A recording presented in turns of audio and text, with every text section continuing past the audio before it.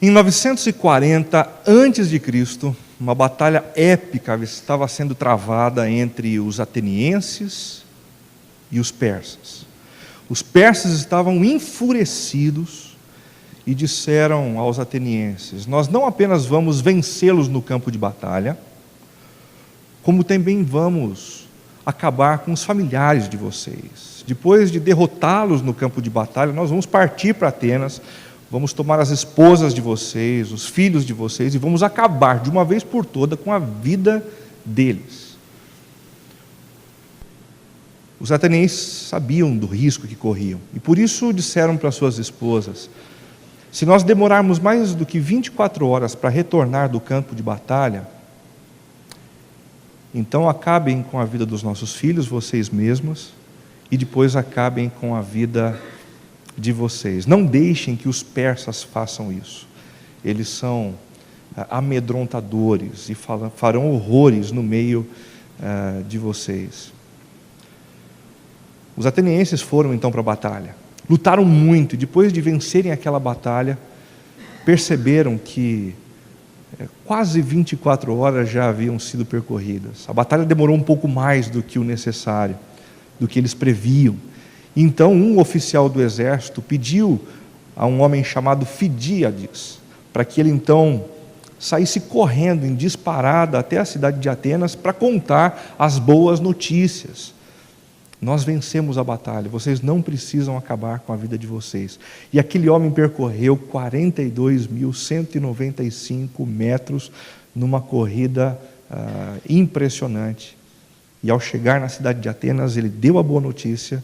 Ninguém precisou se matar, mas no final daquela grande jornada, ele acabou perdendo a sua vida. Essa é a história da primeira maratona. Prova essa que tem sido o pano de fundo da nossa conversa aqui, sobre a maratona da vida. Por ser uma prova longa e requerer muita estratégia, a maratona tem sido usada como metáfora para a própria vida. Quem quer levar a sua vida de maneira bem vivida precisa ponderar a respeito dos objetivos, precisa ponderar a respeito da maneira como lida com as adversidades, precisa ter estratégia. A vida não pode ser simplesmente conduzida sem nenhum tipo de cuidado, sem nenhum tipo de preocupação. Mas o que de fato é a vida? Para Homero, a vida é uma aventura. É o que a gente percebe no livro escrito por ele, chamado A Odisseia, uma grande aventura. A gente não pode se arriscar em dizer que a gente sabe tudo sobre a vida. Sobre a vida a gente aprende todos os dias, à medida em que a gente caminha, à medida em que a gente avança, à medida em que a gente conhece outras pessoas, recebe outros conteúdos. A vida é uma grande aventura. Para Homero também a vida é uma grande e emocionante batalha. Uma batalha está sendo travada. Todos nós aqui temos as nossas lutas, as nossas dificuldades, e com elas lutamos o tempo todo. Para Homero, a vida é uma aventura exploradora e também uma emocionante batalha. Mas isso não encerra a pergunta sobre o significado da vida, sobre o sentido da nossa existência. É exatamente por isso que a gente tem procurado conversar a partir da vida de um homem mencionado na Bíblia, cuja vida era muito incrível, muito fascinante, muito inspiradora. A vida desse homem, o nome desse homem é Jeremias. Jeremias é o personagem profético sobre o qual nós mais temos informações em toda a Bíblia. E a vida dele é muito mais significativa do que o seu próprio ensino. Numa sociedade assim, bastante voltada para a performance, isso é um grande contrassenso, né? Muito mais importante do que o sucesso dele, muito mais importante do que as realizações dele, é o legado da sua própria vida, a maneira como ele lutou bravamente com as intempéries, os problemas, as crises, e permaneceu firme em todos os momentos. Quando Jesus perguntou aos discípulos quem o povo afirmava ser ele, Jeremias foi um dos nomes mencionados. A vida de Jesus era uma vida muito bem vivida e muito bonita. Quando perguntaram Quem é Jesus? Alguns disseram, Jesus é como Jeremias, alguém que viveu a vida de uma forma muito bonita. Essa história da vida bonita de Jeremias começou quando Deus foi até ele, em meio a uma crise muito pessoal, muito profunda, e ele fez uma pergunta arrebatadora. Que pergunta é essa? Se você correu com homens e eles o cansaram, como poderá competir com cavalos? Se você tropeça em terreno seguro, o que fará nos matagais junto ao Jordão? Essa é a pergunta que arrebatou Jeremias da sua mediocridade, da sua vida vivida de maneira acanhada, tímida, para que então ele vivesse uma vida realmente significativa, inspiradora e que servisse de modelo para outros. Traduzindo, a vida é difícil, Jeremias. Você irá desistir diante da primeira onda de oposição, irá desanimar diante dos primeiros problemas no caminho. O que fará quando a verdadeira corrida começar? O que você realmente deseja, Jeremias? Quer arrastar-se acompanhando a multidão ou almeja correr com cavalos? Jeremias nunca respondeu a essa pergunta feita por Deus de maneira objetiva. A minha opção é essa, Senhor. A resposta foi com a própria vida. Foi com a mudança das suas atitudes, foi com a mudança do seu comportamento e com uma postura realmente encorajadora de enfrentar as adversidades. Domingo passado nós conversamos um pouquinho sobre o senso de propósito na vida. O senso de propósito. A descoberta do sentido da vida requer mais do que um teste de aptidão. Se a gente quer descobrir a razão pela qual nós existimos, não basta que a gente faça um teste de aptidão profissional. A gente não descobre o sentido da vida fazendo um teste assim. É necessário conhecer o que aconteceu antes de sermos quem somos. E isso acontece quando a gente, por exemplo, conversa com um historiador. O historiador, para perceber o sentido do presente, olha para o passado. Isso acontece também quando alguém procura um psicólogo, tentando entender algumas reações e sentimentos do presente. Ele logo se volta para o passado para tentar entender o que aconteceu antes, a fim de que os sentimentos e posturas do presente sejam justificados. O mesmo acontece com Jeremias. Só que o texto bíblico nos leva a entender o que aconteceu muito antes da história contada, muito antes da história recente. O texto bíblico nos leva a perceber que Deus, antes da fundação do mundo, havia sonhado com esse homem chamado Jeremias, e antes dele ter nascido, ele havia sido dado por Deus como profeta às nações. A gente precisa descobrir o sentido da nossa vida voltando os nossos olhos para o Criador, voltando os nossos olhos para aquele que nos conhece, para aquele que nos fez. Segundo a Bíblia, nascemos para nos relacionar com Deus, com o Deus que nos criou, para glorificá-lo em tudo o que fazemos e para servir uns aos outros. Esse é o resumo da mensagem do domingo passado. Qual é o sentido da vida? O sentido da vida, segundo as Escrituras, é conhecer a Deus e nos relacionarmos com Ele, a fonte de toda a vida, o glorificarmos em todas as coisas que fazemos e gastarmos todos os nossos dias servindo as outras pessoas. Quem vive dessa forma encontra com a sua razão de existir. Se conecta com aquilo que é maior do que os seus próprios sentimentos, do que os seus próprios sonhos mesquinhos. A vida da gente enobrece à medida em que a gente vive dessa forma, dessa maneira.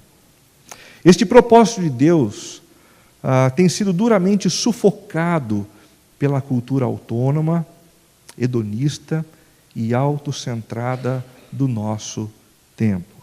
É exatamente por isso que hoje a gente vai conversar sobre o poder de superação. O poder de superação de tudo quanto nos impede de viver a plenitude dos propósitos de Deus para a vida da gente.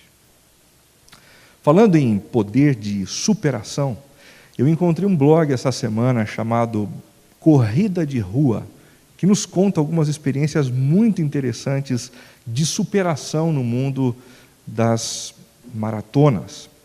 A paixão por correr, diz o blog, faz com que os corredores busquem forças extrafísicas para vencer os seus próprios limites e cruzar a linha de chegada. Não é isso que a gente percebe em muitas maratonas?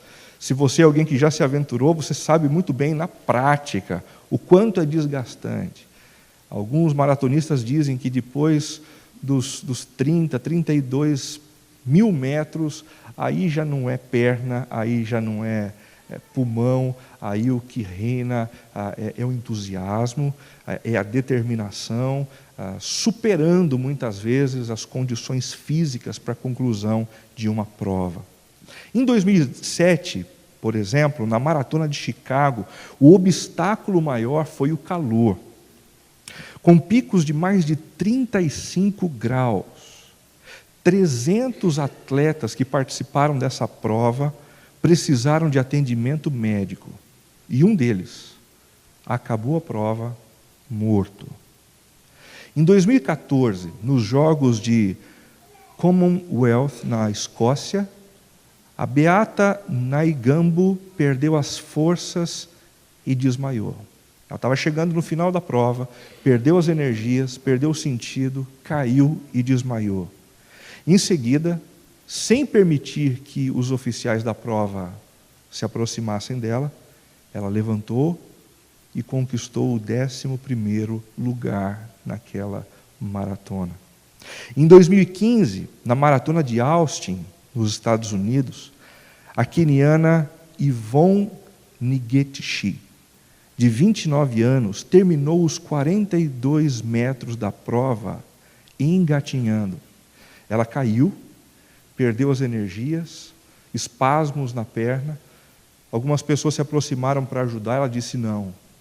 E ela conclui 42 metros, engatinhando na direção da linha final. Mas uma das cenas mais emocionantes da história dessa prova, certamente foi a da suíça Gabriele Andersen, nas Olimpíadas de Los Angeles, em 1984. Você se lembra disso? Ela perdeu as suas forças, teve espasmos no corpo inteiro, e ela percorreu toda a distância dentro do estádio, mancando, toda torta, com o estádio todo de pé, aplaudindo o esforço e o poder de superação que ela demonstrou. Segundo Bivan Duchersti, triatleta neozelandês, a dor do arrependimento é muito pior do que a dor de empurrar você mesmo. Será que vale a pena lutar tanto em algumas coisas na vida? Será que vale a pena a gente se esforçar tanto? A gente derramar suor, a gente derramar lágrimas e não desistir? Vale a pena? Diz esse triatleta, a dor do arrependimento é muito pior do que a dor de empurrar você mesmo no meio de uma situação difícil e repleta de obstáculos. A nossa cultura é uma cultura de desistência. A nossa cultura é uma cultura que nos impele a abrirmos mão dos desafios da vida e a entregarmos os pontos ao menor sinal de problemas e ao menor sinal de adversidades. A cada dia abrimos mão mais rápido das nossas amizades. Você já percebeu isso? Basta que uma decepção surja, basta que um problema aconteça na relação entre a gente e uma outra pessoa, e então a gente rompe, a gente corta o contato, a gente deixa de acreditar, a gente não se encontra mais. Como as nossas amizades têm estado descartáveis no tempo da gente, não é verdade? A cada dia também abrimos mão muito rápido das nossas relações conjugais. Eu li uma reportagem ao longo dos últimos dias que afirma que 56% dos divórcios, dos casamentos do nosso país que acabam em divórcio, eles não chegam nem a 15 anos. Nem a 15 anos. De 1 a 4 anos, 19% dos casamentos acabam.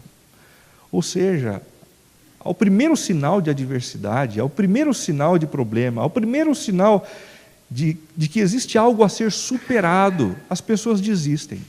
E desistem muito rapidamente. Existe muita gente também desistindo e abrindo mão rapidamente da educação dos seus filhos. Pode parecer uma afirmação meio forte, chocante, mas é isso que tem acontecido. Não que os pais desistam de ter os filhos, abrindo mão deles, mas desistem de educá-los. Chegam à conclusão de que não dão conta, de que não têm forças, de que não têm recursos, então deixam o filho a Deus dará. A sorte do seu comportamento, a sorte da sua personalidade e assim por diante. Existem muitas pessoas que também abrem mão da quitação das suas dívidas. Tentaram uma vez, tentaram duas, tentaram três. Quer saber de uma coisa? Eu não vou mais lutar contra esse problema. Não vou mais lutar. E por não lutarem mais, acabam se endividando cada vez mais e tornando a vida cada vez mais difícil, mais amarga. Também do desenvolvimento espiritual. Tem gente que começou bem intencionado. Eu vou lutar, eu vou tentar me aproximar do Senhor, eu vou tentar ler a Bíblia até o fim. Mas aí surgem outras novidades, surgem outras propostas, surgem outros caminhos, então o interesse original vai sendo deixado de lado, e então a gente não conclui o que a gente começou. Tudo isso tem gerado gente cada vez mais imatura, gente que envelhece conforme o RG, mas que nunca se torna gente mais madura, mais robusta, mais forte emocionalmente. É exatamente isso que tem sido chamado nos nossos dias de adultescência. Muita gente com seus 35, 40, 50 anos, adultos, mas vivendo como adolescentes, sem maturidade emocional, sem maturidade intelectual, sem maturidade espiritual. O texto de Jeremias, na continuação do que nós vimos semana passada, nos ajuda a conversar sobre a superação de obstáculos, sobre o enfrentamento de dificuldades ao longo da vida. Preste atenção na leitura do texto. As palavras de Jeremias, filho de Ilquias, um dos sacerdotes de Anatote, no território de Benjamim. A palavra do Senhor veio a ele no 13º ano do reinado de Josias, filho de Amon, rei de Judá. E durante o reinado de Joaquim, filho de Josias, rei de Judá, até o 5º mês do 11º ano de Zedequias, filho de Josias, rei de Judá, quando os habitantes de Jerusalém foram levados para o exílio, a palavra do Senhor veio a mim dizendo: antes de formá-lo no ventre eu o escolhi. Antes de você nascer eu o separei e o designei profeta às nações. Mas eu disse: soberano Senhor, eu não sei falar, pois ainda sou muito jovem. O Senhor, porém, me disse: não diga que é muito jovem. A todos a quem eu o enviar, você irá e dirá tudo o que eu ordenar. Não tenha medo deles, pois eu estou com você para protegê-lo, diz o Senhor. O Senhor estendeu a mão, tocou a minha boca e disse-me: agora ponho em sua boca as minhas palavras. Veja, eu hoje dou a você autoridade sobre as nações e reinos para arrancar, despedaçar, arruinar e destruir, para edificar e plantar. E a palavra do Senhor veio a mim. O que você vê, Jeremias? Vejo o ramo de uma amendoeira, respondi. O Senhor me disse: você viu bem, pois estou vigiando para que a minha palavra se cumpra. A palavra do Senhor veio a mim pela 2ª vez, dizendo: o que você vê? E eu respondi: vejo uma panela fervendo. Ela está inclinada do norte para cá. O Senhor me disse: do norte se derramará a desgraça sobre todos os habitantes desta terra. Estou convocando todos os povos dos reinos do norte, diz o Senhor. Cada um virá e colocará o seu trono diante das portas de Jerusalém. Virão contra todas as muralhas que a cercam e contra todas as cidades de Judá. Pronunciarei a minha sentença contra o meu povo por todas as suas maldades, porque me abandonaram, queimaram incenso a outros deuses e adoraram deuses que as suas mãos fizeram.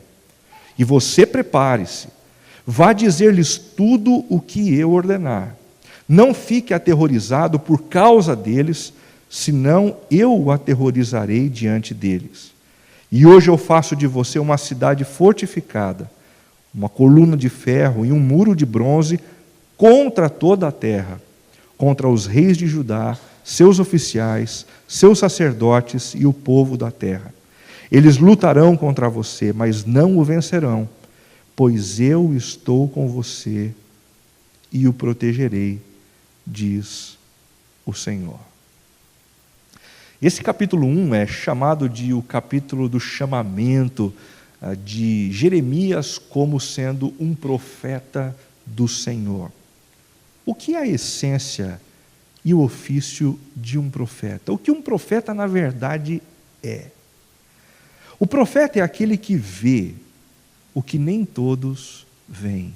É aquele que enxerga o que não é óbvio, o que a gente não consegue apalpar, mas que é importante, real, e estabelece a realidade maior sobre todas as coisas. Primeiramente, um profeta vê que Deus existe, que Deus está vivo e que Ele está ativo no planeta. E em segundo lugar, o profeta vê que o mundo tem se afastado de Deus. Essas são as duas coisas que um profeta vê. As duas coisas mais importantes que estão sempre nos olhos de um profeta. Ele vê Deus, ele enxerga Deus, e ele enxerga a distância do coração dele e do coração das demais pessoas, desse Deus que está entre nós. A vocação do profeta surge exatamente aí. A vocação dele é convocar as pessoas a se voltarem novamente a Deus, a fim de se relacionarem com Ele e constantemente se tornarem pessoas que vivem uma vida melhor, pessoas mais humanas, conforme o que Deus mesmo previu desde o momento da nossa criação. Essa é a vocação de um profeta. Portanto, ser um profeta, sem dúvida alguma, é uma vocação especial. É uma vocação bonita. É uma vocação que conecta pessoas completamente avessas a Deus com o Senhor que as criou. Isso traz sentido para a vida das pessoas. O Dr. Eugene Peterson, falando a respeito disso, afirma o seguinte: um profeta leva as pessoas a conhecer a Deus, quem Ele é, as suas características, as suas palavras, as suas ações. Ele nos desperta de nossa sonolência, ou de nossa sonolenta complacência, de modo a enxergarmos o atordoante drama que é a nossa existência, empurrando-nos para o palco, a fim de que desempenhemos os nossos papéis. Não há dúvida nenhuma, diante disso, de que o papel de um profeta é um papel muito bonito, é um papel muito especial. É um papel que gera benefício objetivo na vida de muita gente. Eu mesmo já fui alvo desse trabalho profético por parte de muita gente. Quantas não foram as vezes em que eu ouvi uma mensagem e aquilo calou fundo no meu coração, aquilo repaginou a minha história, mudou os rumos da minha vida, da minha existência. Eu me lembro de uma série que eu participei em Campinas, ouvindo o pastor Ricardo Agreste pregar, falando a respeito do sentido da vida. Como aquela série mudou a maneira de eu mesmo enxergar a minha vida, enxergar os meus desafios. Aquilo me arrebentou e me recriou de dentro para fora. Mas ser um profeta não é apenas uma vocação especial. Ser um profeta também é uma vocação muito inglória. E você sabe por quê? O mesmo Dr. Eugene Peterson diz o seguinte: o profeta suscita a nossa ira, ao rejeitar nossos eufemismos, revelar nossos disfarces e então trazendo à tona nossos atos mais cruéis e motivos egoístas, exibindo-os onde todos possam vê-los. Por conta da natureza do seu próprio ofício, quando um profeta fala, ele muitas vezes cria inimigos. Porque ele toca em áreas da vida das pessoas e essas pessoas não estão muito interessadas em conversar sobre esses assuntos, a rever algumas posturas. Um profeta não é muito bom para fazer amigos, não. Normalmente ele cria muita inimizade. É isso que acontece com muitos dos profetas que a gente tem na Bíblia. Eu me lembro, alguns anos atrás, num dos encontros com o pastor David Nicholas, pastor fundador da Spanish River Church, ele disse assim para mim: Renato, você é muito relacional, hein? Toma cuidado com isso. E eu disse: toma cuidado por quê, pastor? Ele disse: você não foi chamado para fazer amigos. Eu disse: espera um pouquinho, como assim? Como eu não fui chamado para fazer amigos? Ele disse: você foi chamado para fazer discípulos de Cristo. E em meio ao desafio de fazer novos discípulos de Cristo, alguns se tornarão seus amigos, Renato. Outros, não. Pelo contrário, alguns se tornarão muito avessos a você, ao seu discurso, à sua mensagem. Isso é uma dinâmica que aconteceu na vida de todos os profetas. De todos. Inclusive do próprio Jesus, que foi morto por conta daqueles que não aguentaram a força do seu anúncio. Mas ser profeta não é apenas algo muito encantador e especial e também algo inglório. É uma vocação dentre outras. Existem muitas outras vocações especiais, existem muitas outras vocações que são inglórias também. Certa vez, um sapateiro convertido perguntou a Lutero, reformador do século XVI, o que ele poderia fazer para servir melhor a Deus e ser um cristão melhor. Talvez na cabeça desse sapateiro existisse aquela dúvida: será que ele vai pedir para que eu me torne um clérigo? Será que ele vai pedir para que eu me torne um pastor? E a resposta de Lutero foi: se você quer ser um cristão melhor, faça um bom sapato e venda por um preço justo. Com isso, Lutero estava querendo dizer: ninguém precisa, para servir melhor ao Senhor, abandonar a sua profissão. Pelo contrário. Um pastor norte-americano chamado Paul Stevens disse algo muito especial que me foi lembrado alguns dias atrás pelo pastor Binho. Os ministérios que a gente tem dentro de uma comunidade cristã, gente que prega, gente que cuida das crianças, gente que cuida da recepção, é ministério tipo B. Não são os ministérios mais importantes, não são os ministérios mais distintivos, não. Os mais importantes e distintivos são aqueles desempenhados lá fora, de segunda a sábado, no enfrentamento das forças anti-reino de Deus, no compartilhar da fé em Jesus de maneira muito clara com pessoas que precisam ouvir a respeito do perdão oferecido por Cristo. Esses ministérios, o do advogado, o do médico, o do engenheiro, o do professor, esses sim são ministérios do tipo A, realmente importantes e de fronte de batalha. Não obstante a beleza do seu chamamento, Jeremias disse não, rejeitando a um chamado belíssimo do Senhor. Ah, soberano Senhor, disse ele, eu não sei falar, como é que eu vou ser profeta? Eu sou pesado de língua. E além do mais, eu sou ainda muito jovem. Ao afirmar que não sabia falar, o que ele estava tentando dizer, na verdade, é que ele não tinha uma mensagem própria. Quando ele olhava para Israel, quando ele olhava para Judá, ele não conseguia pensar em algo realmente significativo e importante para dizer. Senhor, como é que eu vou ser profeta? Como é que eu vou ser pastor dessas pessoas se eu não tenho o que dizer a elas? Justo. Ele também diz: sou muito jovem, eu não tenho experiência.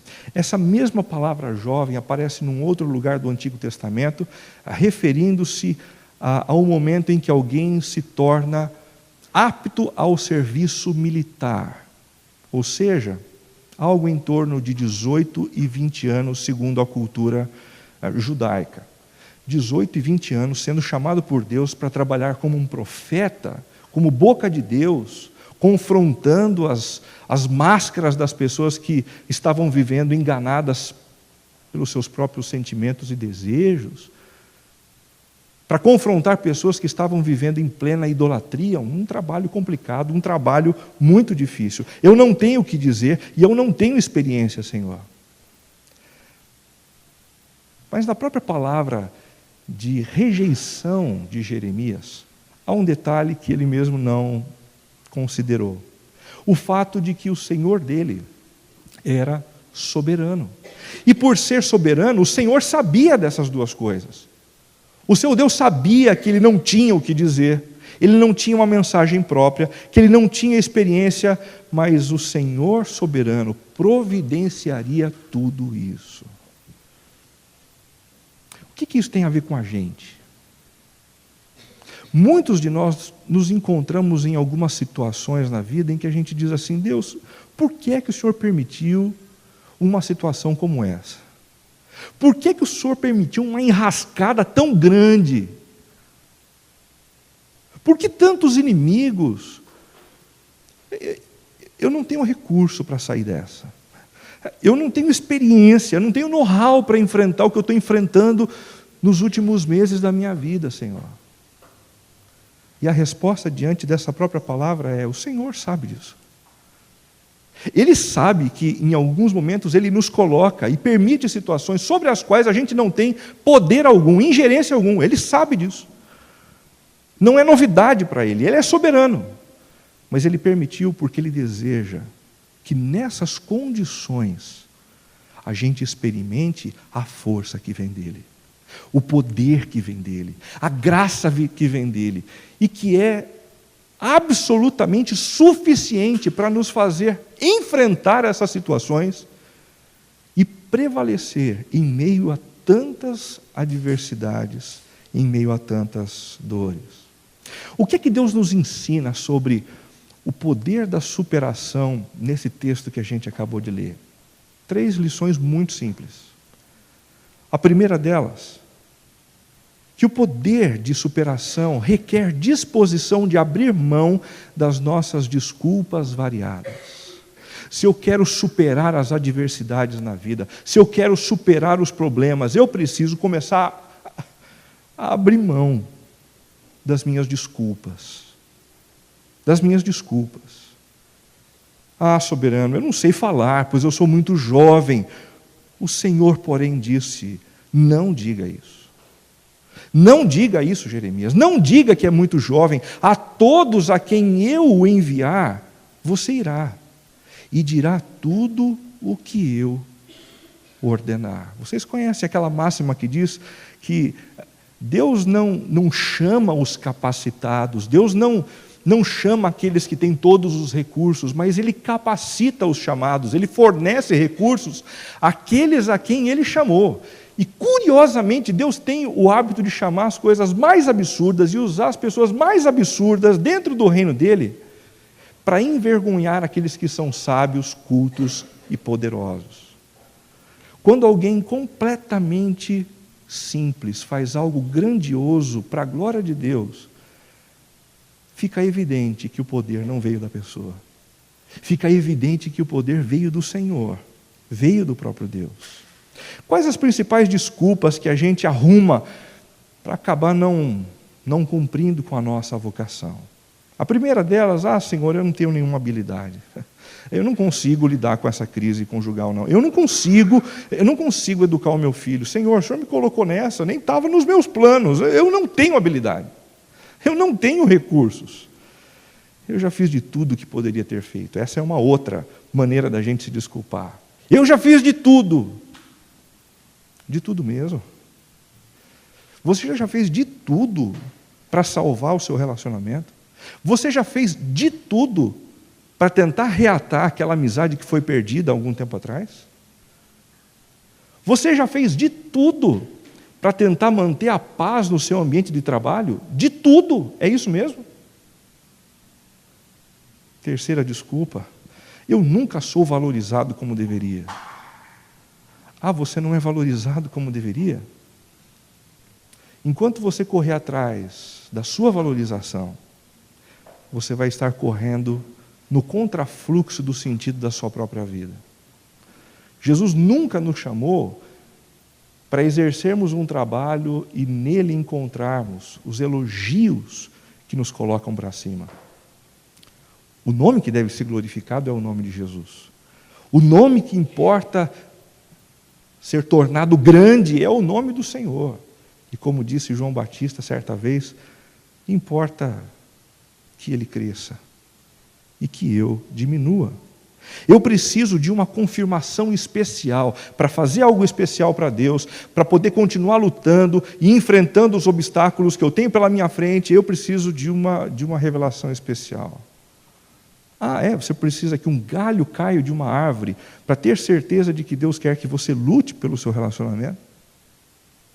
Você precisa que um anjo apareça na sua frente para que então você volte a recuperar as energias para lutar pela educação do seu filho? Você realmente precisa disso?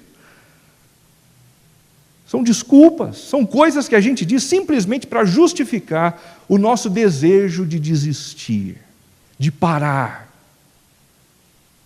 Eu ando ocupado demais para o exercício da sua vocação. Não existe nada mais importante do que fazer aquilo para o qual nós nascemos. Se nós estamos ocupados para o exercício da vocação, nós estamos muito longe daquilo que nos foi proposto pelo próprio Criador.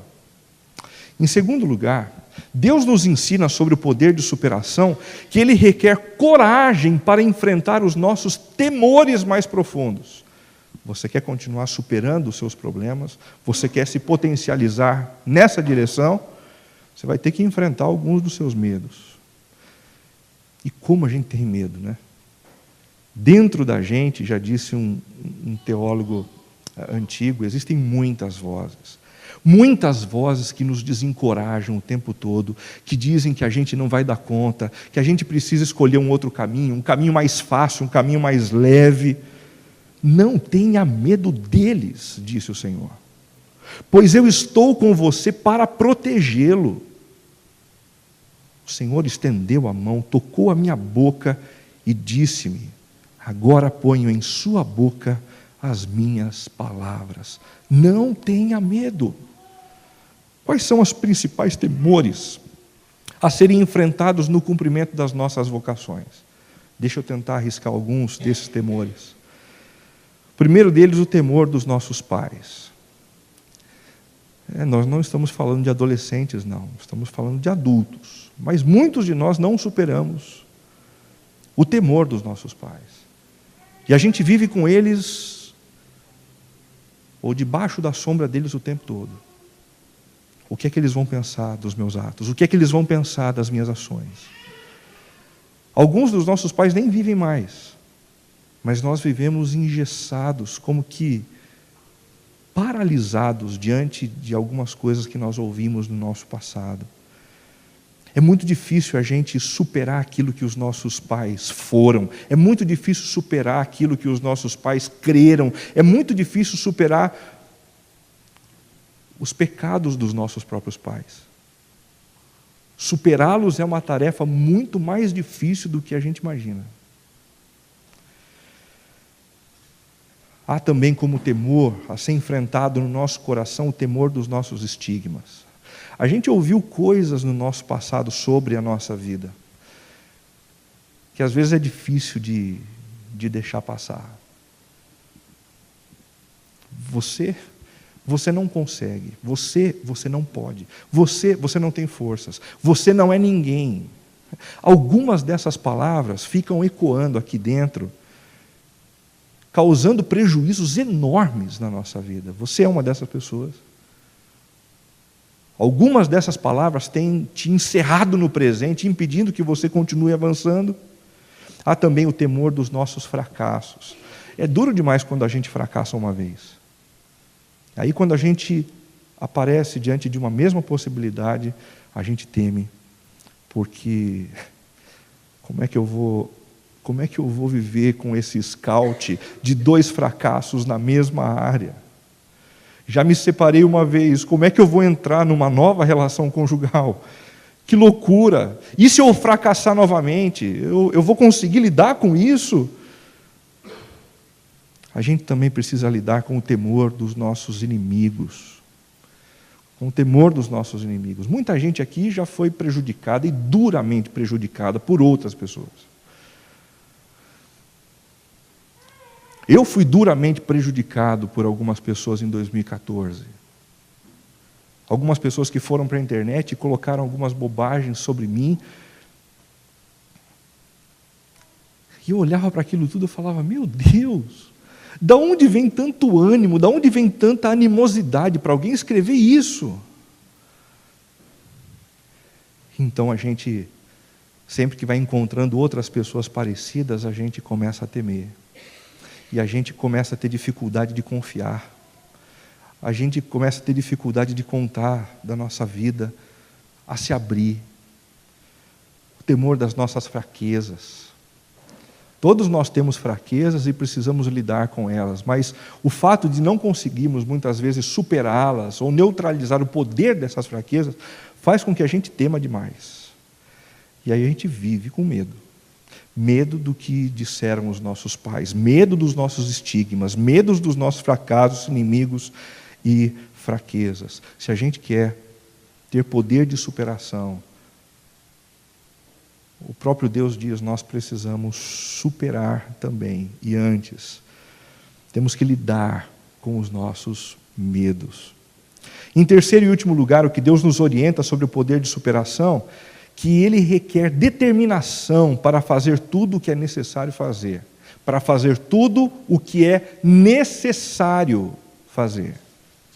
Veja, diz o Senhor, eu hoje dou a você autoridade sobre as nações e reinos para arrancar, despedaçar, arruinar e destruir, para edificar e plantar. Perceba que em todos esses imperativos dados por Deus, 6 deles, 4 são negativos e apenas 2 são positivos. Edificar e plantar é positivo, mas os outros 4 são negativos. O que isso nos mostra?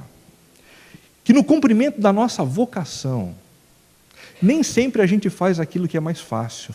Nem sempre a gente tem que fazer aquilo que é mais simples. Nem sempre a gente vai estar fazendo aquilo que é mais gostoso e dá mais prazer. Às vezes a gente tem que encarar o que é indigesto. O que é duro para a gente fazer. O que cansa, o que pesa pra caramba. Que providências você precisa tomar para servir melhor a Deus em sua vida afetiva? Você tem que tomar algumas decisões, algumas não são fáceis, viu? Se você quer crescer na sua vida afetiva, nem todas as decisões são fáceis, algumas são difíceis. Talvez a primeira delas seja reconhecer que você tem um problema emocional e você precisa caminhar com um psicólogo. Talvez você precise reconhecer que você tem uma tendência a ser descartável. E à medida em que alguém pisa na bola, você rompe imediatamente. Você precisa lidar com isso. Se arrependendo diante de Deus e indo até essas pessoas para dizer, olha, perdão pelo que eu fiz contigo. Eu fiz o que eu não deveria fazer. Eu sei, isso é duro, isso é complicado, isso nos move das nossas zonas de conforto, mas é o necessário. Deus nos deu autoridade para isso. Que providências você precisa tomar para servir melhor a Deus em seu casamento? Algumas providências são maravilhosas, né? Tomar um café gostoso, um café da manhã, olhando nos olhos, ter uma boa noite de prazer. Mas às vezes o que é necessário não é gostoso.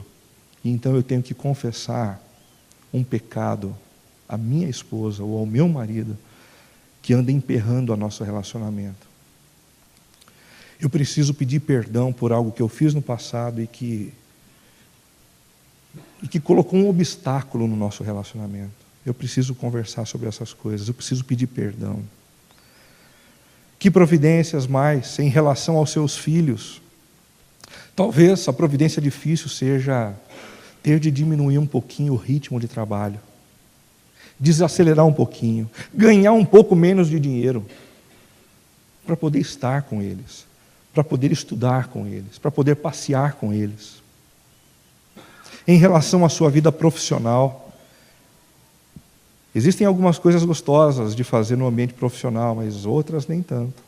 Talvez você não esteja nem um pouco interessado e desejoso em continuar estudando, em fazer uma pós-graduação, em fazer um mestrado, em ler um novo livro. Mas olha, a gente está vivendo um dos momentos mais complicados para a nossa vida profissional. Você não vai ler?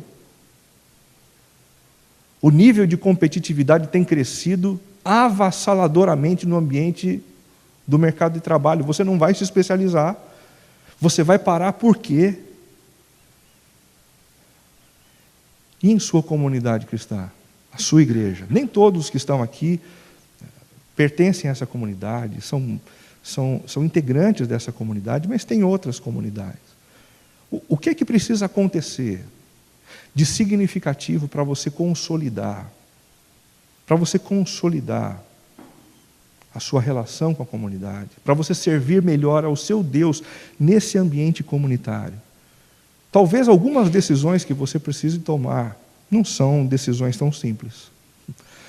Vão ser decisões que vão mexer, por exemplo, no seu orgulho, são decisões que vão mexer, por exemplo, no seu egoísmo, são decisões que vão mexer na sua própria avareza.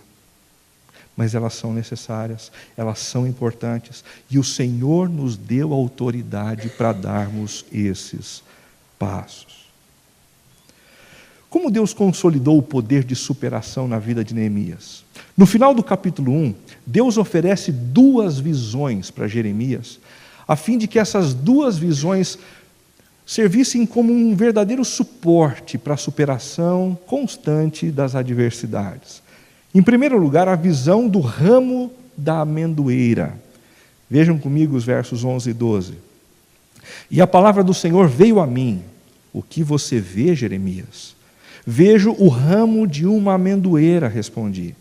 O Senhor me disse, você viu bem, pois estou vigiando para que a minha palavra se cumpra. Estou vigiando para que a minha palavra se cumpra. A gente precisa entender melhor essa visão para tirar proveito dela também, não é verdade? A amendoeira é uma das primeiras árvores a florescer em toda a região da Palestina. Quando ainda a terra sofre o poder das geadas do inverno, as amendoeiras começam gradativamente a florescer, antes mesmo que as suas folhas cresçam. E isso faz com que uma paisagem muito bonita anteceda a primavera. A paisagem branca das amendoeiras que prenunciam a chegada da primavera. Da mesma forma, ou dessa forma, o Senhor procurou lembrar Jeremias. Todas as vezes em que você vir essa paisagem, lembre-se, as minhas promessas serão cumpridas na sua vida. Nunca vai faltar palavra para você, profeta. Nunca vai faltar palavra para você. Eu sempre darei para você os recursos que você necessita. E isso nos ensina uma coisa muito importante. Deus não prometeu a Jeremias sucesso. O que ele prometeu foram recursos. A mesma coisa para a gente. Deus não prometeu a mim e a você sucesso. Deus não prometeu a mim e a você visibilidade. Deus não prometeu a mim e a você grana.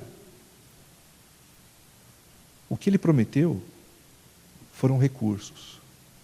E isso não vai faltar nunca. Nunca. Seja qual for a situação na qual você se encontre hoje, saiba disso. Assim como as estações do ano passam uma sobre a outra, os recursos do Senhor não faltarão sobre a sua vida. Nunca, nunca. Recursos emocionais, recursos de fé, recursos de sustento, recursos de proteção, recursos para lidar com frustrações. Nunca faltarão recursos de Deus, é o que diz essa visão.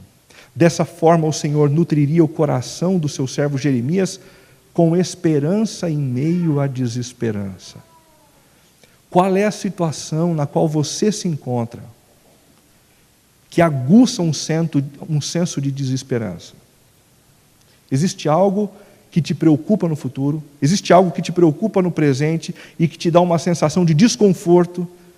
Essa visão vem para te trazer esperança. Assim como as estações do ano vêm e vão, as minhas palavras permanecerão fiéis e os meus recursos sempre estarão disponíveis a você quando você passar por problemas e carecer delas. É exatamente por isso, gente, que quando a gente vê alguém enfrentando uma baita de uma dificuldade, a gente olha e diz assim: como essa pessoa consegue enfrentar esse problema? Eu desistiria muito antes, eu acabaria com a minha própria vida. Por que essa pessoa não faz assim?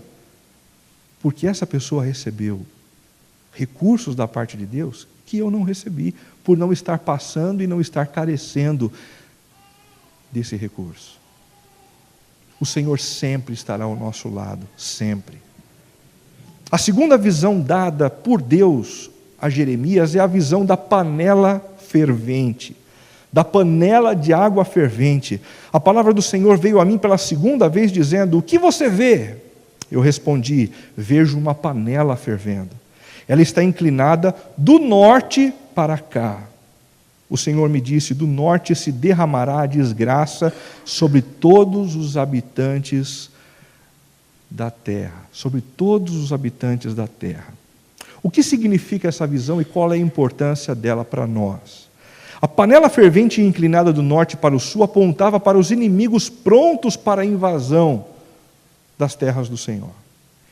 Do norte viriam inimigos, do norte viriam invasores, do norte viriam aqueles que com poder tentariam subjugar o povo do Senhor. Essa não era nenhuma novidade, mas era uma realidade que deveria ser encarada pelo profeta e pelo povo. Deus havia permitido isso porque o povo havia se envolvido com deuses estranhos e com a idolatria. Às vezes a gente acha que a gente pode levar a nossa vida do jeito que a gente quiser, fazendo o que nos dá na telha, sem que isso comprometa o curso da nossa existência. Isso é mentira. Porque quando o Senhor nos vê, nos afastando demais dEle, Ele se sente na obrigação como Pai de permitir algumas situações para que a gente então retorne. Uma palavra como essa vem para nos alertar. Uma palavra como essa é recebida pelo sábio como um alerta importante. E então ele volta para Deus, ele volta para o convívio comunitário, ele volta para o centro da vocação, porque nós não podemos correr do Senhor. Do contrário, providências precisam ser tomadas para isso. Esta visão deu a Jeremias uma visão realista do mundo ao seu redor e do mal sempre iminente. Perceba que coisa interessante, duas visões, uma para dizer, Deus está vivo e presente, Ele é um profeta. E a segunda para dizer, viu, o mundo em que a gente vive é um mundo completamente desconectado de Deus. Violência não vai ser uma surpresa, problema relacional não vai ser uma surpresa, fome não vai ser uma surpresa, gente indigesta não vai ser uma surpresa. Decepções não serão surpresas. Fracassos não serão surpresas. Com essas duas visões, o Senhor coloca os pés do profeta no chão e, ao mesmo tempo, com os olhos naquilo que transcende a realidade. Deus estará comigo para me ajudar em meio às adversidades mais profundas. Concluindo, você já se deu conta de que por mais que tentemos buscar a Deus, viver para a glória dele e em serviço aos outros, acabamos fazendo exatamente o contrário? Ou isso só acontece comigo? As nossas intenções muitas vezes são boas, mas aí a gente se envolve com outras coisas, aí a gente acaba gostando de outras. E aí a gente começa a querer confrontar o que Deus pensa sobre a minha vida e eu começo a agir exatamente no contrário. Isso só acontece comigo? Você já se deu conta de que somente Jesus foi capaz de viver em plena comunhão com o Pai, se relacionando com Ele, vivendo para a glória dEle e servindo aos outros, como eu não consigo servir, como você não consegue servir? Você já percebeu isso na vida de Jesus?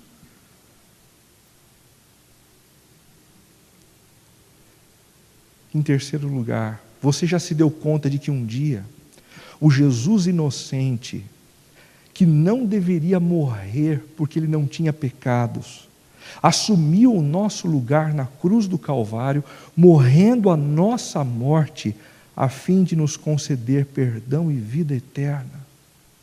O que me constrange quando eu olho para a cruz de Jesus, não é o fato de um homem ter morrido. Muita gente morre o tempo todo. O que me constrange ao olhar para a cruz de Jesus é que quem morreu naquele lugar não deveria ter morrido ali. Ele não tinha motivos para ser morto ali. Ele tinha plena intimidade com o Pai. Ele viveu todos os seus dias para a glória do Pai. E ele servia as pessoas como se isso fosse o próprio oxigênio para ele viver. Mas ele morreu naquele lugar por mim. Ele morreu naquele lugar por você. E foi exatamente aquele sacrifício que trouxe o perdão que está hoje disponível a mim e a você. Por último, você já se deu conta de que o poder de superação, do qual tanto necessitamos, só pode vir de Jesus, aquele que superou o maior de todos os obstáculos. Jesus foi o único que superou a própria morte. E se tem alguém que tem poder suficiente para nos levar a superar a adversidade que temos enfrentado, esse alguém é Jesus. Não existe nenhum problema ou nenhum obstáculo pelo qual nós passemos que Jesus não tenha força ou graça suficiente para nos dar, a fim de que nós enfrentemos essa situação. Busque esse poder aos pés de Jesus. Busque esse poder aos pés de Jesus. Busque esse poder aos pés de Jesus. Vamos fazer isso agora? Feche os teus olhos.